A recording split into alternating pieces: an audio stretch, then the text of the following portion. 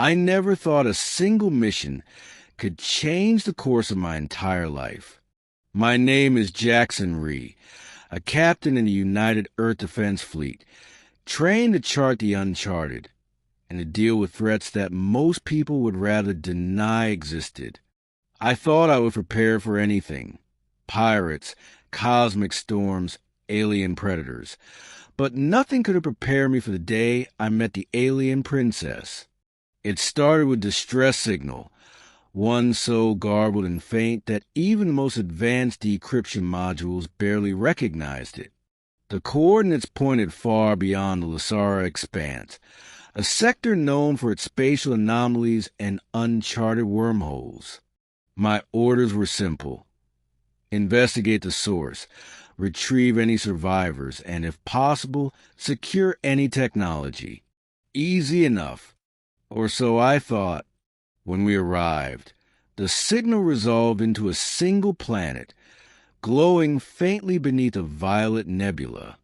Its atmosphere was thick with iridescent clouds that seemed to pulse, almost like it was breathing. I should have known then that this mission would be unlike any other. The landing was rough. My shuttle shuddered violently as it pierced the thick atmosphere.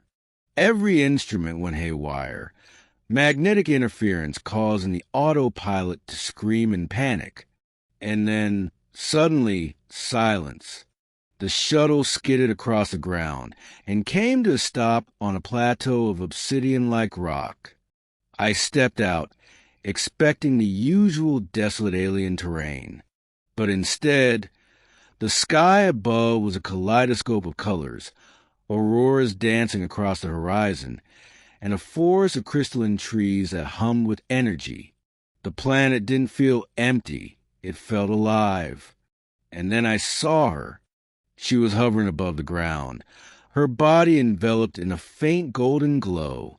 I remember thinking that no human light could ever shine like that. She was tall, elegant, with skin that shimmered faintly, almost metallic, and eyes that seemed to contain entire galaxies. But it wasn't just her beauty that struck me. It was the mark, a delicate, iridescent symbol on her left wrist, glowing softly, pulsating in rhythm with her heartbeat. The moment our eyes met, a wave of energy hit me.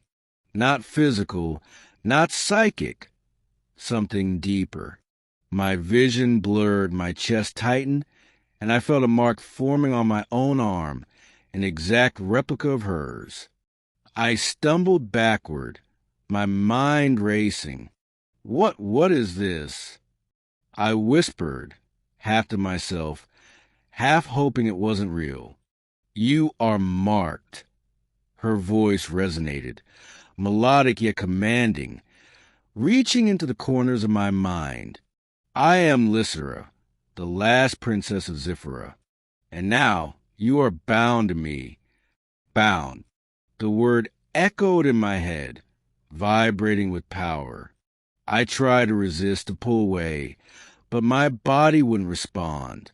The mark glowed brighter, searing a path across my forearm. Pain, yes, but also connection. An intimacy I hadn't known I could feel with anyone or anything.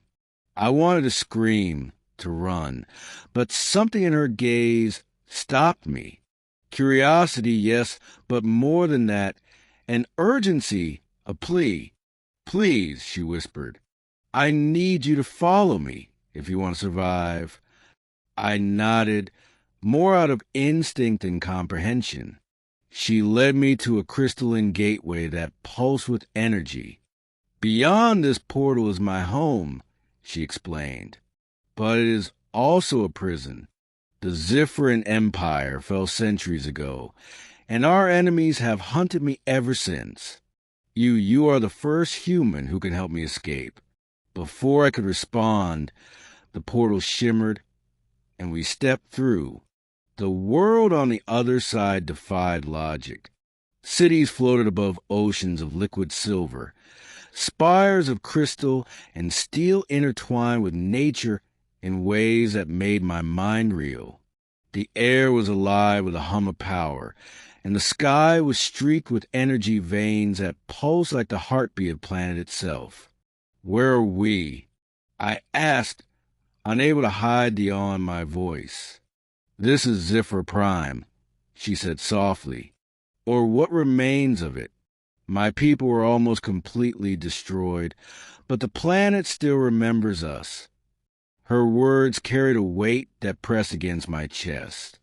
She was royalty, yes, but also a survivor, and her eyes told stories of battles fought and losses endured beyond my comprehension. It was then that the first attack came. A fleet of shadowy ships emerged from the sky, black against a vibrant backdrop. They moved like living things, twisting and splitting as they approached. I instinctively drew my sidearm, but Lysra raised a hand, and the ships recoiled as if invisible walls of force stopped them. Energy flared around her mark, responding to her will. "You must learn," she said, urgency in her tone. "The mark connects us. Your life is now tied to mine, but you must trust me. I can't hold them off forever." And I did trust her. I had no choice. The mark burned hot on my arm, a constant reminder that I wasn't just here to witness. I was part of this now. Over the next days, she taught me to harness the connection. It was subtle at first, feeling her emotions, sensing danger before it arrived, even hearing her thoughts like whispers in a crowded room. But it grew stronger, more visceral.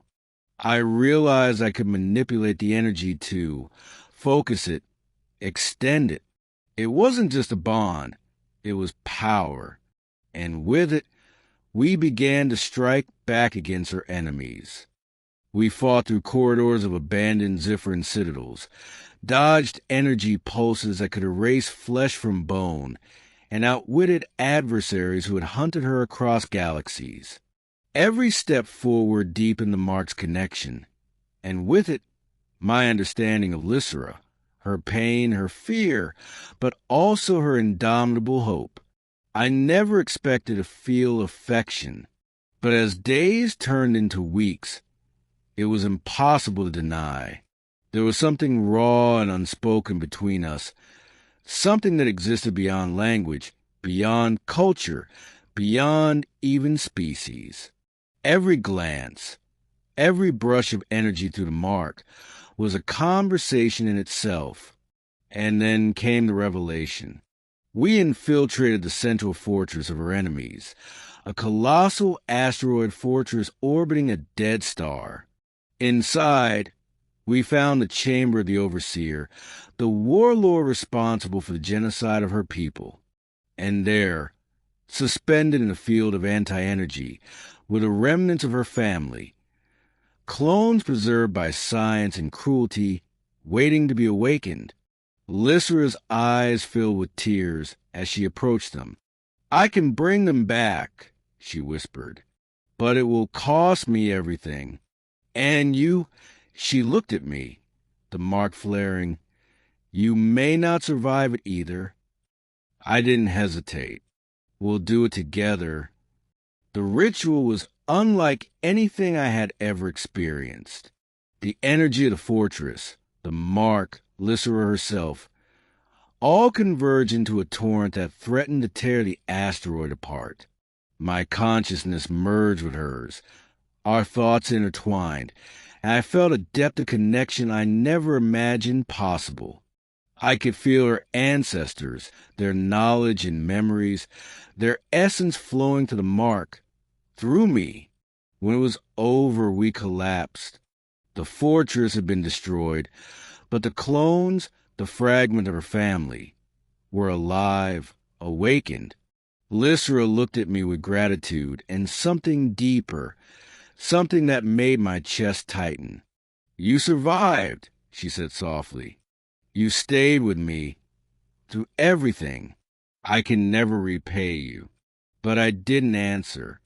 I only held her hand, feeling the mark pulse between us, a heartbeat shared, a bond unbroken. Days later, we returned to Ziffer Prime. The planet was healing. Slowly, the cities were forming, the energy veins stabilizing. Lysera's people, her family, began to rebuild, and I remained by her side, no longer a mere visitor or soldier, but a part of this world. The mark had changed me, bound me, but it had also given me a purpose I never expected. Protector, partner, and witness to the rebirth of civilization thought lost of time. The night before our first battle with the remnants of the Shadow fleets, I stood beside her on a crystalline balcony overlooking the city. She turned to me, her eyes glowing faintly in the starlight. "You could leave," she said quietly. "I won't stop you. You could go back to your world." I looked down at my arm, tracing the mark that had begun it all. "And miss this?" I asked, a small smirk tugging at my lips. "No, I'm not going anywhere." She smiled, and in that moment I realized the truth. Some marks are more than just symbols. Some bonds transcend species, worlds, even stars. Some connections are eternal. The next morning, the fleets returned. The battle would be fierce, the outcome uncertain, but I didn't feel fear. The mark pulsed, Lysera's presence a constant within me. I was ready, not because I was trained, not because I was a soldier, but because I was bound to her, and together we were unstoppable. And as the first shadow ship pierced the horizon, I whispered, almost to myself, almost to the stars, "Let them come," because I was marked, and I was home.